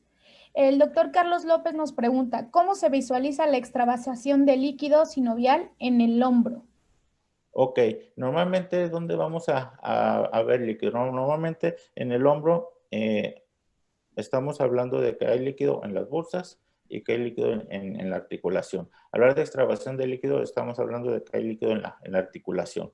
Por lo general, nosotros, ¿dónde vemos el líquido en la articulación? Bueno, ya sea hacia la corredera bicipital o hacia el labrum glenoideo posterior. Entonces, normalmente, igual cuando nosotros visualizamos el labrum, que debemos de ver esa imagen triangular, ecogénica, característica que siempre menciono, cuando hay líquido que se esté saliendo, y que incluso eso es un signo de ruptura del labrum, al hacer movimiento, y es por eso que debemos hacer ese movimiento en rotación interna, rotación externa, para ver cómo se está moviendo la cabeza humeral sobre el rodete glenoideo, está haciendo este movimiento, y aquí en medio está el labrum. Normalmente el labrum debe permanecer en todo momento ese triangulito. Entonces, si tú lo estás moviendo y ese triángulo se pierde su morfología, pierde su forma y se vuelve negro toda esa zona y se empieza a salir el líquido, o sea, esa imagen anecoica que es el líquido, sale por arriba y se va hacia la parte de la esplena glenoidea de la que hablábamos al final. Entonces, eso es lo que se le denomina extravasación de líquido, y esto es un signo positivo para ruptura del labrum posterior. Gracias. El doctor Ezequiel Barón nos pregunta, ¿siempre que se rompe el subescapular, se rompe el ligamento transverso? Por lo general, sí, van en íntima relación, ya igual lo mencionamos. Viene la incisión del subescapular y las fibras del borde superior del subescapular son parte del mismo ligamento transversal humeral que va de tuberosidad mayor a tuberosidad menor. Entonces, incluso está en íntima relación la ruptura del ligamento transversal humeral con ruptura del tendón del subescapular y con luxación del bíceps largo. Entonces, cuando tú ves alguna de esas tres estructuras rotas, debes de buscar o de revisar bien las otras dos estructuras. Si tú ves una luxación del bíceps largo, que por lo general es medial, obvio se rompió el ligamento. Si se rompe el ligamento, y es por eso que se pone sobre la cabeza o sobre la superficie o el borde superior del subescapular, y después queda sobre la tuberosidad menor y el tendón del subescapular se retrae por la ruptura. Primero rompe su parte superior y ya cuando hay mucha degeneración se rompe completamente y ahí se aloja el tendón del subescapular. Sí están en íntima relación. Gracias. El doctor Francisco Marín nos pregunta, ¿es posible observar cambios degenerativos en el cartílago humeral por ultrasonido? Realmente puedes observarlo. Vas a ver irregularidad en la cortical ósea, vas a ver aumento en la ecogenicidad del cartílago articular, pero son signos muy inespecíficos. Normalmente cuando estás pensando en esto es una de las indicaciones para hacer estudios de resonancia magnética. Gracias. Nos comenta el doctor Víctor Raúl que el gran reto para el radiólogo son aquellos hombros que cuentan con cambios artrósicos y quirúrgicos, donde la anatomía está modificada. ¿Algún consejo en especial que tenga para identificar este tipo de lesiones recientes y antiguas? Sí, claro, bueno, ese es uno de los retos, tanto lo artrósico, lo quirúrgico ya lo vimos al final de la charla también, y el hombro congelado, creo que no hablé de hombro congelado, es otra de las estructuras que vamos a buscar de forma dinámica. En lo quirúrgico, bueno, creo que ya lo expliqué bien. Primero, las primeras semanas, normalmente en un hombro quirúrgico nosotros realizamos 3 ecografías, una a las 6 semanas, otra a las 12 semanas y otra a los 6 meses prácticamente para darlo de alta. ¿Cuál es el objetivo de esas 3 ecografías? La primera es para ver si ya hizo fibrosis ese tendón, si ya pegó. Normalmente en las primeras 6 semanas se inmoviliza el brazo y prácticamente no se mueve, simplemente movimientos en péndulo hacia abajo. Entonces, eso es para que fije bien el tendón. Ahí hacemos la primera ecografía. Entonces, vamos a ver si hizo fibrosis y si se desprendió o no en caso de que se haya roto. Entonces, nosotros en esa ecografía vamos a ver cambios, el tendón todavía muy engrosado y lo puede reportar como tendinitis, tendinosis, porque todavía está muy inflamado. Aparte, va a tener algo de fibrosis. Aquí no utilizamos sonolastografía porque obvio me la va a dar muy elevada. Entre la fibrosis que está haciendo insercional con la inflamación que trae, obvio todas van a salir altas. Entonces, me sirve si pienso en alguna ruptura. Entonces, así es como lo vamos a ver con las fibras, como veíamos, áreas anecoicas todavía de mayor inflamación. A las 12 semanas, que ese es el más importante, digamos, aquí sí ya vemos que ya, como ya empezaron a mover ese tendón, ya no debe haber tanta inflamación, entonces ya no debe estar tan hipocogénico, ya tiene que estar más ecogénico y con movilidad. Si no hay movilidad, ese tendón se está pasando a ser una capsulitis adhesiva por fibrosis, por el tiempo que estuvo sin mover, se pegan las estructuras. Entonces, ahí sí hacemos el estudio dinámico. Normalmente, para nosotros hablar de capsulitis, si yo lo veo todavía muy oscuro, muy hipocogénico, bueno, ya puedo hablar de capsulitis adhesiva y voy a hacer las maniobras dinámicas. Es muy característico cuando hay capsulitis adhesiva. Normalmente la maniobra que pides es la normal, hacer el movimiento hacia afuera. Incluso sin hacer la ecografía, tú le vas a pedir al paciente que haga el movimiento y se va a mover todo. Se mueve con todo el brazo, con todo el torso. Es una característica. Y al ver la ecografía, la imagen en pico del oro, por lo general está arriba de las 3 horas o de las 9 horas, dependiendo el hombro que estamos viendo, y al hacer el movimiento va a permanecer ahí arriba, no hace el movimiento normal hacia abajo. Si se fijan, normalmente nosotros hacemos esto hacia afuera y el tendón va bajando, va a hacer este movimiento. En la capsulitis adhesiva se queda todo el tiempo y se mueve así, si es que se llega a mover. Entonces, Eso lo vemos en el segundo estudio, en el de las 12 semanas. En caso de que haya fibrosis, para que la rompen o para ser un poco más agresivos en la terapia. Y en el último estudio de los 6 meses, ahí es donde ya debemos ver prácticamente la anatomía más o menos recuperada del tendón. Empieza a recuperar su patrón fibrilar, la movilidad debe ser completamente normal, ya no hay pinzamiento ni nada. Entonces, bueno, ya hablamos de quirúrgico, ya hablamos de capsulitis adhesiva y ahora hablando de lo degenerativo. Normalmente cuando hay osteofitos, cuando incluso los mismos osteofitos, normalmente ¿dónde están? Pues en la articulación acromioclavicular, que es la que te va a romper el tendón del supraespinoso, o en la corredera bicipital, que te llega a romper el tendón del bíceps largo. Entonces vas a ver esas excrescencias, estos osteofitos, imágenes egogénicas metiéndose sobre los espacios. Cuando está completamente perdida esa anatomía, hay que tomar en cuenta la inserción de los tendones. Acuérdense, cuando empezamos la charla, ¿qué dijimos? El tendón subescapular en su eje largo es transversal en relación al cuerpo, pero es longitudinal en relación al tendón. ¿Por qué? Porque viene así y se inserta aquí.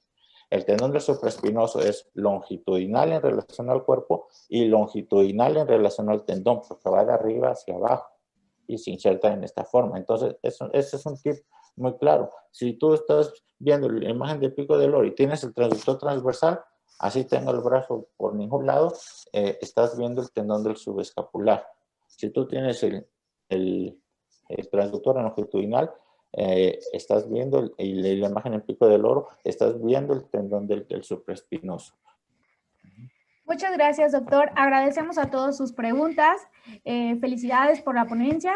Y por favor, no se desconecten. Estamos a punto de poner la pregunta y hasta luego. Que estén muy bien. Buenas noches. Muchas gracias.